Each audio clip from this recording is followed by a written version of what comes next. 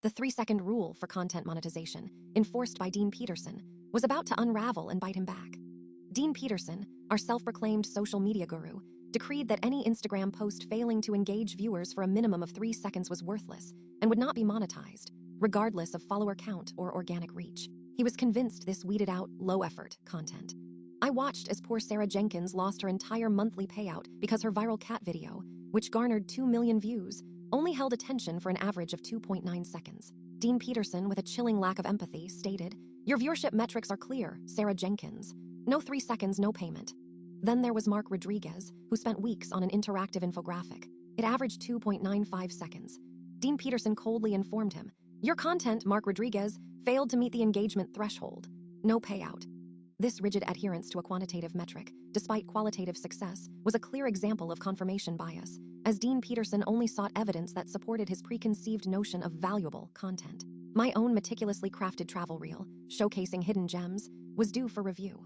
It had thousands of likes and shares, but with Dean Peterson's unpredictable enforcement, I stood to lose over $500 if it fell even a millisecond short. I wasn't taking any chances. I arrived at the office an hour early, carefully positioning my phone to record the meeting, ensuring clear timestamps.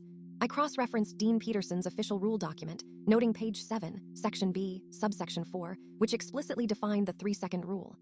The clock on the office wall ticked ominously. 9:58 a.m., 9:59 a.m. My heart pounded. 10 a.m. Dean Peterson was scheduled to start the monetization review for the week. 10:01 a.m., 10:02 a.m. He still wasn't there. A collective sigh rippled through the room. 10:03 a.m. Dread began to creep in. At precisely 10:07 a.m., Dean Peterson sauntered in, yawning conspicuously.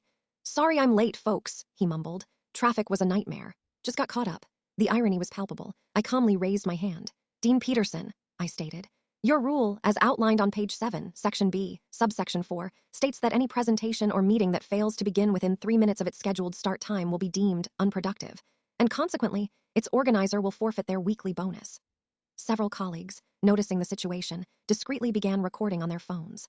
Just then, Miss Albright from HR walked in, holding a printout.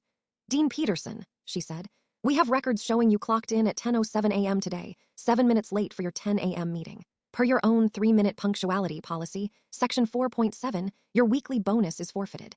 This was the principle of reciprocity in action. Follow for a new story every day.